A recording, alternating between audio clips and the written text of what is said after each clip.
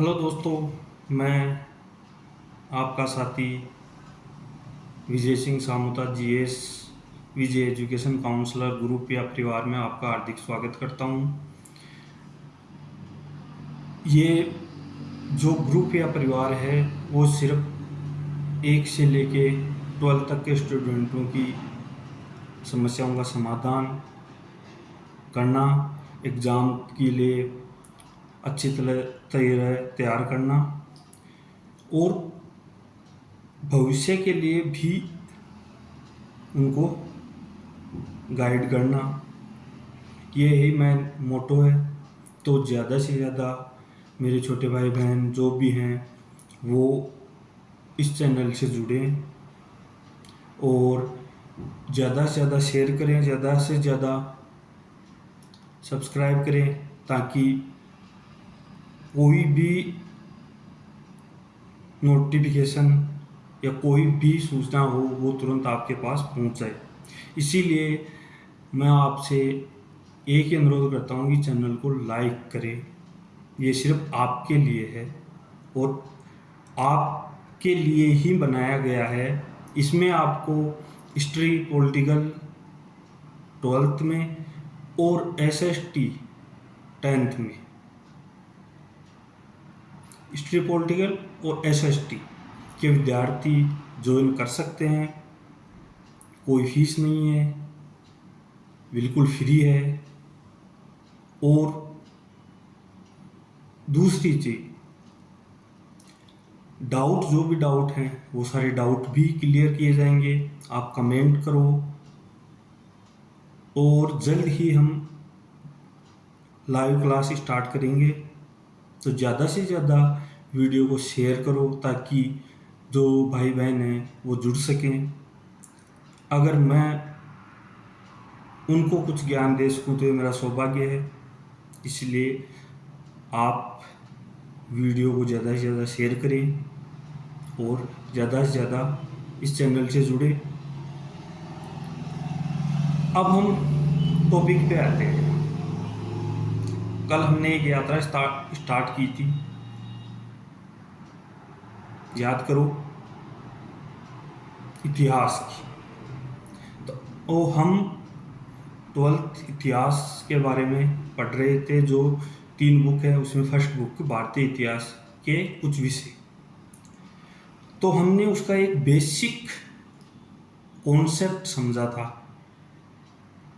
जो basic structure था, जो चैप्टर ईंट मन के और अस्थियों के नाम से चैप्टर है।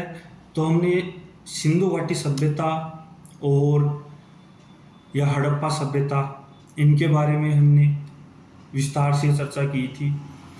संस्कृति क्या है उसके बारे में विस्तार से हमने बताया था कि पुरावस्तुओं का ऐसा समूह है जो विशिष्ट हो, एक भौगोलिक क्षेत्र में हो और एक कालखंड में, तो उसको संस्कृति बोला जाता है।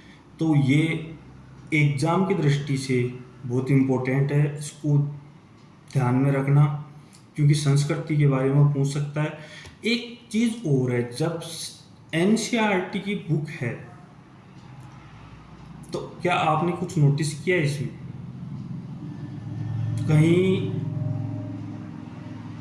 छोड़ दिया, आगे का स्टार्ट कर दिया, तो वो जो कहानी चल रही है वो टीचर को कंप्लीट करनी होती है। कहीं बॉक्स बना के उसमें विशेष दे दिया, तो बड़ी अजीब है लेकिन इम्पोर्टेंट भी है।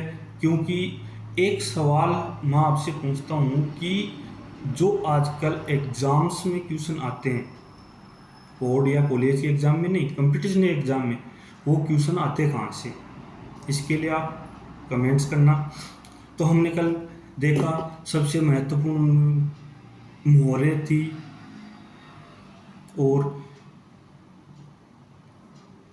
वो लिपि एफेक्ट पटित थी, सेलखड़ी से बनी हुई थी। अन्य में औजार, आभूषण और मर्दभांड, जो मतलब मर्दभांड मतलब वो मिट्टी के बर्तन, वो प्राप्त हुए। फिर हमने देखा कि ये एक नगरीय सभ्यता थी। ये एक बिल्कुल नगरीय सभ्यता थी जो सुव्यवस्थित तरीके से बसाए हुए शहर थे। और ये सभ्यता नगरीय होने से गैर कृषि सभ्यता कह सकते हैं, लेकिन नहीं, सभ्यता नगरीय थी लेकिन कृषि होती थी। ये सब चर्चा हमने कल की थी। तो आज हम उससे आगे के बारे में चर्चा करते हैं, या उसके आगे के बारे में जो भी दे रखा है वो फैक्ट्स देखते हैं। आरंभ जो है, पहला पॉइंट है आरंभ। हड़प्पा सभ्यता से पहले भी, विकसित हड़प्पा सभ्यता से पहले भी मैंने कल आपको बताया था कि आरंभिक हड़प्पा सभ्यता मौजूद थी विकसित हड़प्पा सभ्यता से पहले। तो उसके बारे में भी हमें जानकारी प्राप्त होती है। यहाँ उसके जानकारी के जो स्रोत थे वो थे मर्दमांड थे, शिल्पकारी के कुछ साक्ष्य मिले थे, या पशु पक्षियों के लगभग हड्डियाँ वगैरह मिली थी। तो आरंभिक हड़प्पा सभ्यता और हड़प्पा सभ्यता के बीच के क्रम को भंग किया था। ये हो गया आरंभ, हड़प्पा सभ्यता का आरंभ हो गया। अब हम देखते हैं कि हड़प्पा सभ्यता का आरंभ हो गया। अब निर्वाह भाई, हड़प्पा सभ्यता के लोग अपना जीवन निर्वाह किस तरह करते थे, क्या क्या उसमें शामिल था, क्योंकि ये एक नगरीय सभ्यता थी। जीवन निर्वाह के लिए वो क्या क्या अपनाते थे। तो हम देखते हैं कि हड़प्पा सभ्यता में पशुपालन और कृषि, इन दोनों को महत्व दिया जाता था। यानी कि पुरातात्विक विदों को कुछ वहाँ से ऐसे साक्ष्य मिले हैं, बीज के साक्ष्य हैं, या फिर अनाज के जले हुए दाने हैं। अब ये कैसे पता चला कि ये अनाज के दाने हैं? तो इसके लिए कार्बन C14 जो डेटिंग पद्धति है उसके आधार पर पता लगाया गया था। वहाँ कुछ जानवरों के, मछली, जिनमें विशेषकर मछली के हड्डियाँ वगैरह प्राप्त हुई थी। तो ये सब चीज़ें ये दर्शाती हैं कि वहाँ के लोग कृषि कार्य भी करते थे। और जो विशेष वहाँ से प्राप्त हुए हड़प्पा स्थलों से जो प्राप्त अनाज के दाने हैं, उनमें गेहूँ, जौ, दालें, सफ़ेद चना और तिल शामिल थे। कौन कौन से थे? जौ, चना, तिल, सफ़ेद और गेहूँ। तो इनमें से भी अगर एग्ज़ाम के पॉइंट ऑफ व्यू से देखें तो इनमें भी सबसे महत्वपूर्ण था जौ और गेहूँ। ये लोग, और दूसरा बाजरे के साक्ष्य मिले। बहुत इम्पोर्टेंट है कि बाजरे का साक्ष्य कहाँ से मिला है, तो वो मिला है गुजरात से। चावल के साक्ष्य भी मिले लेकिन वो अपेक्षाकृत बहुत कम थे। ये हो गया उनके कृषि की, कृषि इस तरह कृषि इन अनाजों की कृषि करते थे। अब हड़प्पा स्थल पर जानवरों के भी हड्डियों के साक्ष्य मिले, तो इससे जाहिर होता है कि वो पशुपालन करते थे। पशुपालन भी कृषि की तरह उनका मुख्य व्यवसाय था। यहाँ से जो हड्डियाँ प्राप्त हुई हैं उनमें भेड़, बकरी, भैंस और सूअर, 4 महत्वपूर्ण जानवर दे रखे हैं। यानी कि और भी प्राप्त हुए हैं, लेकिन अपने एग्ज़ाम या जो सिलेबस है उसके अकॉर्डिंग 4 हैं: भेड़, बकरी, भैंस और सूअर। जो ये पुरातात्विक ये मानते हैं कि ये पालतू पशु थे। पुरातात्विक मतलब जो खोजकर्ता थे उनको कुछ जंगली जानवरों के भी अवशेष प्राप्त हुए,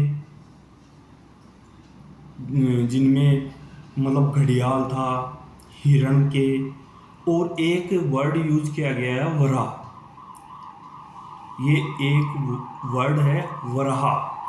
इस वराह वर्ड का ध्यान रखना, क्योंकि ये वराह वर्ड भी सुअर के लिए ही यूज हुआ है। तो सुअर दोनों जगह दिखाया गया है, पालतू में भी है और जंगली पशु में। तो ये एक इम्पोर्टेंट वर्ड है इसमें कि वराह। वराह किसको कहा गया है? सुअर को। क्योंकि डायरेक्ट एग्जाम में जंगली पर ऑब्जेक्टिव क्वेश्चन पूछ सकता है, या फिर वो रिक्तस्थान वाली क्वेश्चन पूछ सकता है। तो इसका आपको विशेष ध्यान रखना है। और बाकी हड़प्पा में अन्य कुछ ऐसे साक्ष्य मिले हैं जिनसे ये पता चलता है कि ये लोग शिकार करते थे। इसमें कुछ पक्षियों के हैं, या कुछ पक्षी और मछलियों की हड्डियां प्राप्त हुई। तो इससे एक अंदाज़ा ये लगा सकते हैं कि हड़प्पा कालीन लोग या हड़प्पा सभ्यता के लोग मांसाहारी भी थे, क्योंकि पक्षियों और मछली की हड्डियां प्राप्त हुई हैं। तो इसका मतलब वो शिकार करते थे और मांसाहारी भी थे। तो इस तरह ये पशुपालन और कृषि करते थे। तो इनका मुख्य व्यवसाय पशुपालन और कृषि था। फिर दूसरा पॉइंट अब ये देखते हैं कृषि प्रौद्योगिकी, कि वहाँ भी कृषि प्रौद्योगिकी मतलब कृषि इतनी विकसित थी, किस तरह से वो खेती करते थे, किस तरह से वो फसल की कटाई करते थे। तो वहाँ अनाज के कुछ दाने वहाँ से प्राप्त हुए हैं, ये हमने पहले देखा। और वहाँ पे एक महत्वपूर्ण, भाई वो कृषि कैसे करते थे, किससे करते थे, ये अभी पुरातात्विक के असमंजस्य का विषय है। लेकिन वहाँ पे एक वर्षव की मूर्ति मिली है। तो इससे अंदाज़ा ये लगाया जाता है कि हड़प्पा कालीन संस्कृति के लोग वर्षव से खेती करते थे। पहला कृषि साक्ष्य वर्षव को बैल के तरफ प्रयोग किया जाता था। दूसरा साक्ष्य हमें मिलता है चोलिस्तान और बनावली। अब इसमें ध्यान रखना चोलिस्तान कहाँ पे है और बनावली कहाँ पे। चोलिस्तान जो थार का मरुस्थल से लगता हुआ पाकिस्तानी इलाका है अभी वर्तमान में, उसको चोलिस्तान कहते हैं। बनावली हरियाणा, वहाँ पे मिट्टी के हल के साक्ष्य प्राप्त हुए हैं। तो ये दूसरा साक्ष्य प्राप्त हो गया। तीसरा और इम्पोर्टेंट साक्ष्य जो कृषि हड़प्पा कालीन लोग कृषि करते थे, इसको प्रमाणित करता है कालीबंगा, क्योंकि कालीबंगा से जुते हुए खेत के साक्ष्य मिले। जुते हुए खेत के साक्ष्य कहाँ से मिले हैं? कालीबंगा से मिले हैं। और वो इतने आधुनिक थे कि एक साथ वो 2 फसल उगाते थे। समकोण पर काटते हुए 2 फसलें, यानी कि एक ही खेत में एक बार में वो 2 फसलें लेते थे, उगाते थे। तो ये देखो, आज के टाइम में और पहले के टाइम कृषि 2 फसलें एक साथ उगाना। तो सबसे इम्पोर्टेंट साक्ष्य जुते हुए खेत के साक्ष्य मिले थे हमें कालीबंगा से। अब सवाल ये उठता है कि जब फसल बोते हैं तो उसकी कटाई के लिए क्या साक्ष्य मिले? तो फसल की कटाई के लिए लकड़ी के हत्थे, यानी कि लकड़ी का हत्ता जो पत्थर फलक थे या धातु के लगाकर उसको फसल की कटाई करते थे। तो यहाँ पे प्यारे विद्यार्थियों एक सवाल है कि वो कौन सी धातु यूज करते थे? क्या उस टाइम में लोहा यूज करते थे? नहीं, उस टाइम में सिर्फ तांबे का यूज होता था।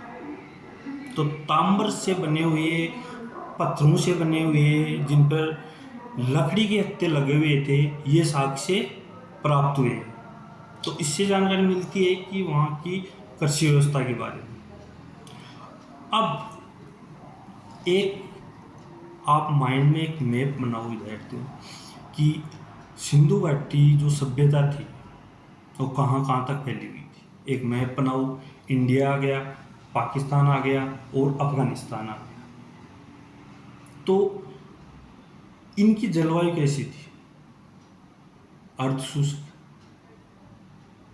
भाई इधर वाला जो पाकिस्तान का हिस्सा है या अफगानिस्तान का हिस्सा है, तो यहाँ की जलवायु हम मान सकते हैं कि वो अर्धशुष्क थी।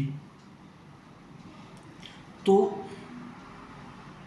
सिंचाई की भी उनको आवश्यकता, फसल के लिए सिंचाई की आवश्यकता भी होगी।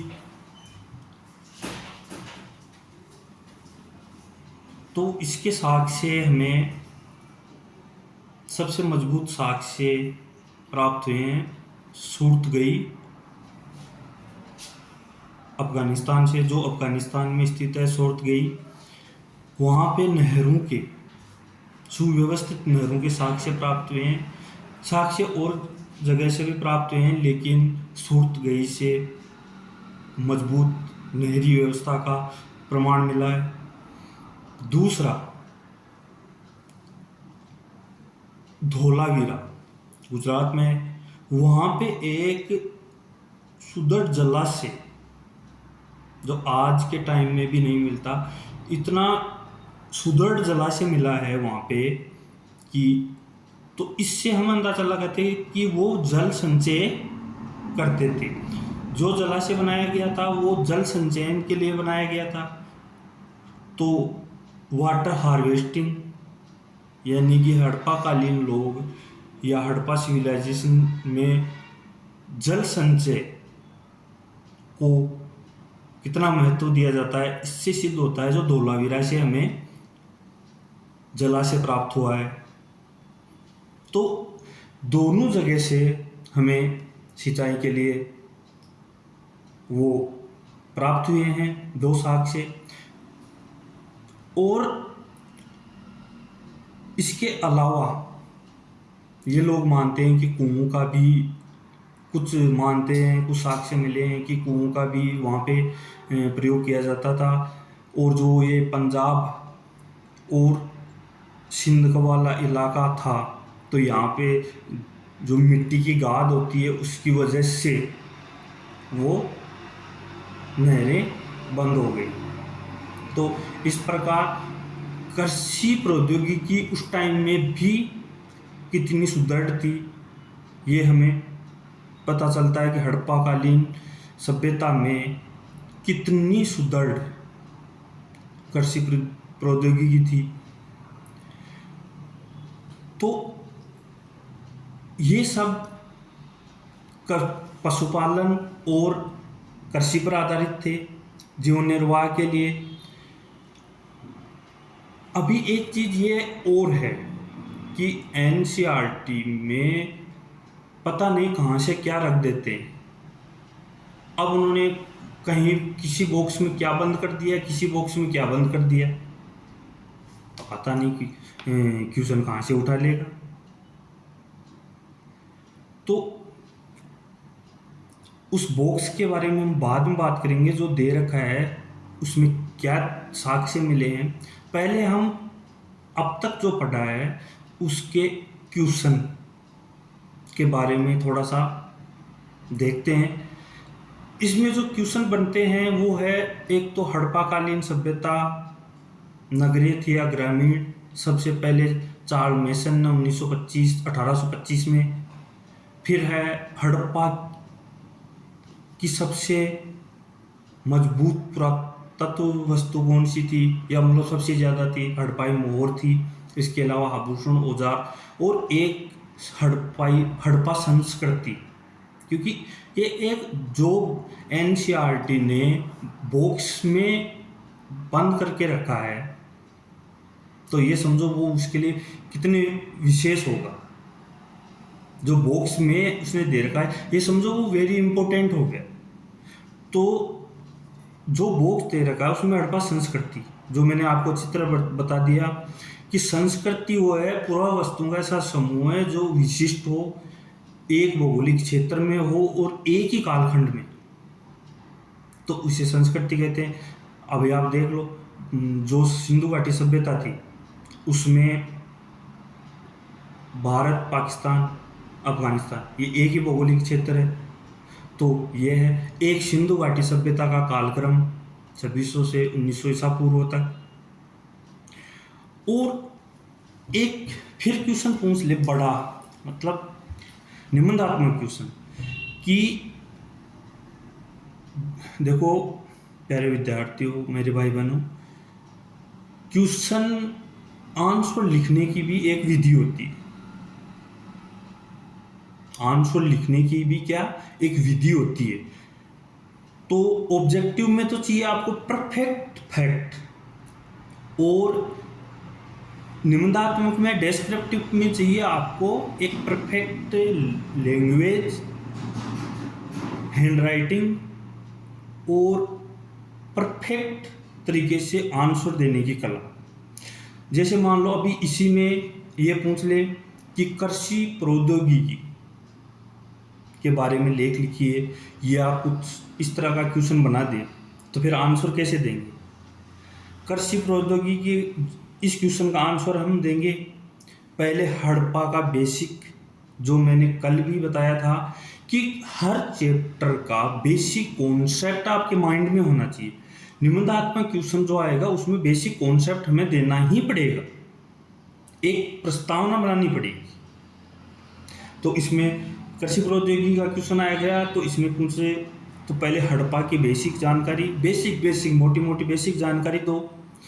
फिर जो कृषि के साक्ष्य, जो 5 साक्ष्य अभी हमने देखे हैं, उनका एक रेखा चित्र बनाइए, उनको 5 को अंकित करो पे, कि वर्षभ, मोहरों पर रेखाएं मिली हैं, चोलिस्तान और बनावली से हल्के नमूने मिले हैं, कालीबंगा से जुते हुए खेत के साक्ष्य हैं समकोण पर काटते हुए, और जलाशय का साक्ष्य, नहर का साक्ष्य। तो इनको पॉइंट व्यू को पहले लिख लो, अब फिर एक एक के बारे में 2-2, 3-3 लाइन जो भी बनती हैं वो आप करो। तो पहले भी मैंने कहा था बच्चों, जिसकी प्रस्तावना, जो स्टार्टिंग करता है क्वेश्चन की, जिसकी प्रस्तावना सबसे मजबूत होगी उसको ही अंक मिलते हैं। टीचर फिर नीचे नहीं जाता है, वो ऊपर ही देख लेता है कि स्टूडेंट का ज्ञान कितना है। तो इसीलिए मैं बार बार जोर देता हूँ कि बेसिक कॉन्सेप्ट तैयार रहना चाहिए, या जो पाठ का बेसिक स्ट्रक्चर है वो मजबूत होना चाहिए। तो इस तरह से आप इसके बारे में, कृषि प्रौद्योगिकी के बारे में आप क्वेश्चन आए, या पशुपालन के बारे में आए, तो आप आसानी से बता सकते हैं, आसानी से 5-6 फैक्ट जो मैंने बताए हैं वो। और फिर जो और क्वेश्चन बनते हैं, जैसे जुते हुए खेत के साक्ष्य कहाँ से मिले हैं, और हल्के नमूने कहाँ से प्राप्त हुए हैं, और दूसरी चीज़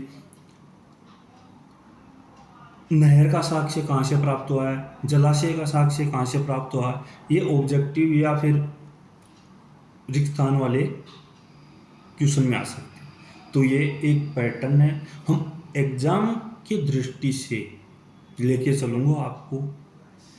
क्वेश्चन लिख के भी कैसे लिखा जाता है, कैसे आंसर देता है, ये भी एक कला है, वो भी हम साथ साथ करेंगे, बस आपका साथ चाहिए। अब उस एक बॉक्स दे रखा है जिसमें लिख रखा है स्रोत 1। अब उसमें क्या मिला है और उस बॉक्स में क्या जानकारी दी गई है, वो एक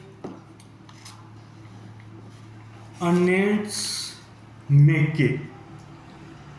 मेके ना के एक व्यक्ति की पुस्तक थी, जो फर्दर एक्सवेक्शन एंड मोहनजोदड़ो जो 1937 में प्रकाशित हुई थी। तो उस बॉक्स में जो जानकारी ली है वो अर्नेस्ट मेके की बुक पर आधारित है। तो वहाँ जो प्राप्त हुआ है, पहली चीज़ ये प्राप्त हुई है, वहाँ अवतल चक्कियाँ प्राप्त हुई हैं जो बड़ी संख्या मिली है। और वो कहाँ पे मिली हैं? मोहनजोदड़ो। चक्कियाँ, अवतल चक्कियाँ प्राप्त हुई हैं जो अनाज पीसने के काम में आती थी, मसाला कूटने के काम आती थी। ये मतलब कठोर पत्थर, कंकरीले पत्थर या बलुआ पत्थर से बनी हुई होती थी और इनका तल उत्तल होता था। ये ज़मीन में गाड़ने में सहायक होती थी। तो कहने का मतलब वहाँ पे जो मिला है वो अपने आधुनिक में सिलबट्टा बोल दो, यानी कि ये उनकी मिक्सी थी। चक्की दो प्रकार की थी। एक छोटी थी जिसमें पत्थर आगे पीछे चलकर अनाज पीसते थे, यानी कि जो छोटी चक्की थी उसमें पत्थर आगे पीछे चलकर अनाज पीसते थे। दूसरी वह थी वो मसाला पीसने के काम में आती थी। उसको एक वर्ड दिया गया है, वेरी इंपॉर्टेंट, उसको ध्यान में रखना विद्यार्थियों या मेरे भाई बहनों। सालन पत्थर कहा जाता था। तो आज हमने हड़प्पा की बेसिक से थोड़ा उनका कृषि पशुपालन किस तरह, वहाँ कौन सी क्या साक्ष्य मिले, ये हमने देखा। तो आपसे गुजारिश है, अगर वीडियो अच्छा लगे तो इसको ज़्यादा से ज़्यादा स्टूडेंटों के पास शेयर करें, और जो बड़े देख रहे हैं वो भी स्टूडेंटों को मोटिवेट करें। मेरा मकसद है 90+ स्ट्रीम, उसके लिए मुझे भी काफ़ी मेहनत करनी पड़ेगी, मैं भी कर रहा हूँ, आपसे भी करवाऊँगा। तो ज़्यादा से ज़्यादा वीडियो को शेयर करें, अच्छा लगे लाइक करें और कमेंट करें। ठीक है मेरे दोस्तों, अब हम कल संडे को वीडियो अपलोड नहीं होगा, मंडे टू सैटरडे क्लास चलेगी। और हाँ, एक और सूचना है कि जितने जल्दी हो सके स्टूडेंट जुड़े, भाई बहन जुड़े। 20 या 21 तारीख से लाइव क्लासें स्टार्ट हो जाएंगी, तो आप ज़्यादा से ज़्यादा लोगों को शेयर करें। धन्यवाद, और हमेशा पॉजिटिव रहिए, मैं आपके साथ हूँ। हिस्ट्री का आनंद लेंगे, एक आनंददायक सब्जेक्ट है, लंबी यात्रा करेंगे, अभी तो स्टार्टिंग ही हुई है अपनी। ठीक है दोस्तों, अपना ध्यान रखना और पढ़ाई में कंटिन्यूटी बहुत ज़रूरी है, वो रखना। क्वेश्चन मैंने जो इसमें पढ़ते थे वो मैंने बता दिए, मैं खुद क्वेश्चन बना के भी आपको दूंगा। हमें क्वेश्चन आंसर कैसे होने चाहिए वो भी पता होना चाहिए। कल मतलब नेक्स्ट डे महत्वपूर्ण स्थल मोहनजोदड़ो के बारे में। तो आज के लिए सिर्फ इतना ही। धन्यवाद सभी को, बेस्ट ऑफ लक।